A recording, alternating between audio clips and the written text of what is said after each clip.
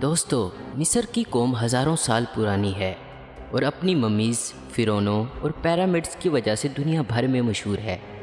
जब भी पिरामिड की बात हमारे जहन में आती है तो हमें मिस्र का ख्याल ही आता है। लेकिन ना तो दुनिया के सबसे ज़्यादा पिरामिड मिस्र में हैं और ना ही दुनिया का सबसे बड़ा पिरामिड मिस्र में मौजूद है। दुनिया का सबसे बड़ा पिरामिड मेक्सिको का द ग्रेट पिरामिड है। वहीं सबसे ज़्यादा पिरामिड वाला मुल्क सूडान है, ना कि मिस्र। सूडान में मिस्र से 2 गुना ज़्यादा पिरामिड मौजूद हैं। पिरामिड ऑफ गोफू मिस्र का सबसे बड़ा पिरामिड है। आज की इस वीडियो में हम आपको कदीम मिस्र के बारे में कुछ ऐसी बातें बताएंगे जो आप शायद ही पहले जानते हों। वीडियो में आगे बढ़ने से पहले अगर आपने हमारे चैनल आसिफ इन्फो हब को सब्सक्राइब नहीं किया तो हमारे चैनल को सब्सक्राइब करके बेल के आइकन को दबा दें, जिससे हमारी नई आने वाली वीडियोज़ की अपडेट आपको सबसे पहले मिले। कदीम मिस्र के लोग मौत के बाद की ज़िंदगी पर काफ़ी यकीन रखते थे और इनका मानना था कि मौत ज़िंदगी का ख़ात्मा नहीं है बल्कि ज़िंदगी का एक और पड़ाव है, जिसके बाद ज़िंदगी की एक नई शुरुआत होती है। यही वजह थी कि जब इनके मुर्दा जिस्म की मम्मी बनाई जाती थी तो इसके साथ एक आम रोज़मर्रा की ज़िंदगी में इस्तेमाल होने वाली तमाम चीज़ें भी पिरामिड के अंदर रखी जाती थी। लेकिन मिस्र के हर इंसान की मम्मी नहीं बनाई जाती थी, सिर्फ मिस्र के फ़िरौनों और अमीर लोगों की ही मम्मीज़ बनाई जाती थी। मिस्र के लोगों का मानना था कि दूसरा जन्म मुमकिन तो है, लेकिन इसके लिए इंसानी जिस्म का एक सही हालत में होना ज़रूरी है। इसलिए वो जिस्म को दफनाने की बजाय मम्मीज़ बनाते थे। कदीम मिस्र में किसी मुर्दा जिस्म की मम्मी बनाने के लिए पहले इसकी अंदरूनी अज़्ज़ा निकाले जाते थे और उसका दिमाग इसके एक नाक के ज़रिए निकाला जाता था। लेकिन कभी भी दिल को नहीं निकाला जाता था, क्योंकि वो दिल को रूह का दूसरा रूप मानते थे। मुर्दा जिस्म से निकाले गए अज़्ज़ा को वो अलग अलग मर्तबानों में मम्मीज़ के साथ ही रख देते थे। नौकरों को भी राजाओं के साथ दफनाया जाता था। दोस्तों, ये बहुत ही चौंका देने वाली बात है कि मिस्र में फ़िरौनों के मौत के बाद इनके नौकरों को भी इनके साथ ज़िंदा दफना दिया जाता था। नौकरों के सर पर वार करके पहले इन्हें बेहोश कर दिया जाता था और फिर इन्हें दफना दिया जाता था। दोस्तों, मिस्र के फ़िरौन मोटे होते थे। वैसे तो मिस्र के कदीम नक्शो निगार में फ़िरौनों को पतला और तंदुरुस्त दिखाया जाता था, लेकिन मम्मीज़ पर किए गए तजुर्बात के बाद ये बात सामने आई है कि फ़िरौनों की कमर चौड़ी होती थी और उनकी खुराक में शहद, शराब, ब्रेड और ज़्यादा चीनी वाले इज़ा होते थे, जिसकी वजह से ज़्यादातर फ़िरौन डायबिटीज़ का शिकार थे। पिरामिड गुलामों ने नहीं बनाए थे। दोस्तों, जैसा कि हॉलीवुड की फिल्मों में दिखाया जाता है कि मिस्र के पिरामिड गुलामों ने बनाए थे, लेकिन ये बात बिल्कुल गलत है।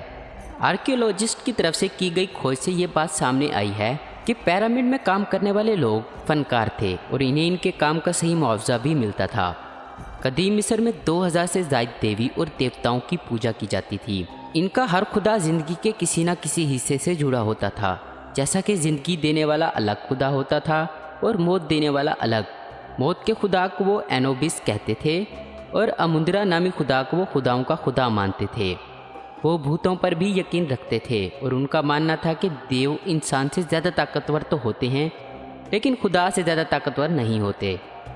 कदीम मिस्र के लोग साइंसदान और मैथमेटिशियन थे। इन्हें हैरत अंगेज़ मार्क्स बनाने आते थे। इन्होंने मेडिसिन्स और कॉस्मेटिक भी बनाई और उनका अपना कैलेंडर भी था। इनके नाम पर म्यूज़िकल इंस्ट्रूमेंट थे और इन्होंने बड़े बड़े शिप बनाए। इन्होंने बहुत सारी ऐसी चीज़ें ईजाद की जो आज भी हम इस्तेमाल करते हैं, जैसा कि टूथपेस्ट, पेन, ताला और चाबी वगैरह।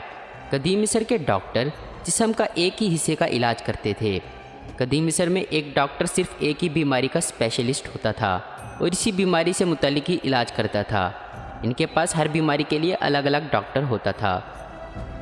उस वक्त कदीम मिस्र की औरतों को मुकम्मल आज़ादी हासिल थी, जबकि उस वक्त पूरी दुनिया में औरतों को मर्दों से कमतर समझा जाता था।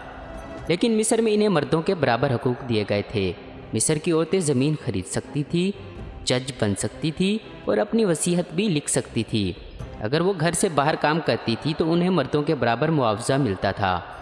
वो तलाक भी दे सकती थी और दोबारा से शादी भी कर सकती थी। यहाँ तक कि औरतों ने मिस्र की बादशाहत को भी संभाला और मिस्र पर हुक्मरानी भी की।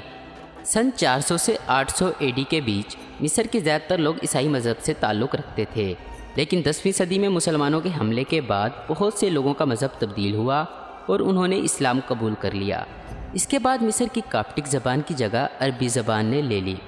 मिस्र के लोग बालों से सख्त नफ़रत करते थे। मिस्र के लोगों का मानना था कि जिस्म पर इजाफी बाल सेहत के लिए नुकसानदा होते हैं, इसलिए वो हर तरह के इजाफी बालों को साफ कर देते थे। मिस्र की पेंटिंग में लोगों के सर पर जो बाल नज़र आते हैं वो असली नहीं होते बल्कि विग है। ये लोग विग को टोपी की तरह पहनते थे और वो भी सिर्फ इसलिए कि सूरज की सीधी धूप इनके सर पर ना पड़े। कदीम मिस्र में मेकअप का बहुत रिवाज था। जहाँ आज के दौर में सिर्फ औरतें मेकअप करती हैं, वहीं कदीम मिस्र में मर्दों का मेकअप करना एक आम सी बात थी। वो लोग सुरमे का इस्तेमाल ज़रूर करते थे। उन लोगों का मानना था कि हरा और काला सुरमा इन्हें सूरज की किरणों और मक्खियों से बचाए रखता है। वो लोग मेकअप सिर्फ खूबसूरती के लिए नहीं करते थे बल्कि मजहबी वजूहात की वजह से भी करते थे। मुंह को साफ रखना बहुत ज़रूरी था। उन लोगों के लिए दांतों को साफ रखना इतना ज़रूरी था कि वो लोग मम्मीज़ को टूथपिक के साथ दफनाते थे। ये माना जाता है कि कदीम मिस्र के लोगों ने ही एक तरह के टूथपेस्ट की शुरुआत की थी, जिसे बनाने के लिए वो जले हुए अंडे की छाल और राख का इस्तेमाल करते थे। दुनिया में सबसे पहला अबॉर्शन का तरीका भी मिस्र में ही ईजाद हुआ।